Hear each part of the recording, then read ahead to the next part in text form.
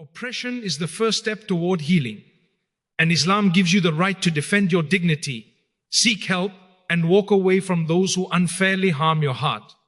Protecting your mental and emotional well-being is a right given to you by Allah, not a sign of weak faith or lack of patience. Many people are taught to ignore their feelings, suppress their pain, and stay silent for the sake of sabr. But Islam does not ask anyone to destroy their inner peace in the name of patience. Your heart is an amana from Allah, a sacred trust, and taking care of it is part of your responsibility as a believer. When someone constantly puts you down, manipulates your emotions, controls your decisions, or makes you doubt your worth, this is not something you are required to accept. Your mental health matters in Islam because your emotional state affects your worship, your relationships, your self-respect, and your overall connection with Allah. Mufti Menk often reminds us that you cannot pour from an empty cup, and you cannot be spiritually strong when your emotional well-being is being crushed day after day. Protecting your heart does not make you selfish, it makes you strong. Islam encourages believers to remove harm from their lives, and emotional harm is just as serious as physical harm. If someone is draining your peace, causing you anxiety, or trapping you in constant fear or guilt, stepping away or setting boundaries is not a sin. It is wisdom, it is self-respect, and it is part of trusting Allah to guide you to a healthier, safer space. Allah wants you to live with tranquility, not turmoil, and He never asks you to destroy your mental well-being for the comfort of someone who hurts you. Caring for your emotional health is part of caring for your iman, and choosing peace over pain is one of the strongest forms of sabr you can practice, that bar seeking help, speaking up, or leaving toxic environments is not a sign of failure or disobedience. It is a form of trusting Allah. Many people remain in harmful situations because they fear judgment or because others convince them that enduring pain is sabr. But this is a misunderstanding of Islam.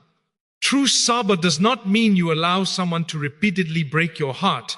True sabr means you turn to Allah as you take steps to protect yourself, even if those steps are difficult. It takes incredible courage to speak up about emotional abuse. It takes strength to tell someone you are hurting.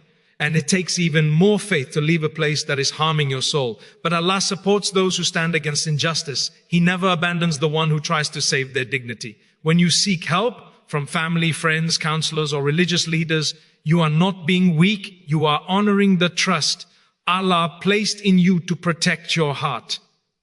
When you set boundaries, you are not being rebellious. You are refusing to allow someone else's cruelty to define your worth. And when you decide to walk away from a toxic relationship, you are not breaking your sabr. You are practicing it in the most powerful way, by trusting Allah to carry you through the unknown. Mufti Menk often reminds us that Allah opens doors the moment you take the first step. And sometimes that step is walking away from a place that has been hurting you for too long. Seeking safety, peace, and healing is not running away. It is moving toward the life Allah wants for you. And the moment you choose to protect your heart, Allah surrounds you with a strength you never knew you had. The Prophet never encouraged believers to remain in harmful relationships. Instead, he emphasized justice, compassion, and emotional safety in every interaction. Throughout his life, the Prophet stood firmly against any form of oppression, whether physical, emotional, verbal, or psychological. He taught that a true believer is someone from whose tongue and hands others feel safe. This means that a person who constantly hurts you, manipulates you, insults you, or destroys your peace is actai against the teachings of the Prophet. He reminded us that the best of people are those who are best to their families, showing that love, kindness, and respect are the foundation of any relationship in Islam. When a relationship turns into a source of fear, anxiety, or emotional pain, Islam does not instruct you to stay and suffer. Rather, it gives you the right to protect your dignity. The Prophet advised believers not to expose themselves to repeated harm, which clearly shows that staying with someone who damages your heart is not obedience, it is self-neglect. Mufti Menk often emphasizes this point. Islam is a religion of mercy, not misery. Allah does not want you to be broken by someone who is supposed to be a source of comfort.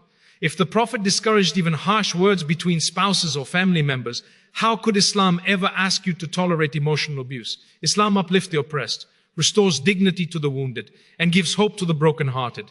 So remember, choosing to protect yourself does not go against the Sunnah. It is aligned with the Prophet's message of compassion, justice, and emotional well-being.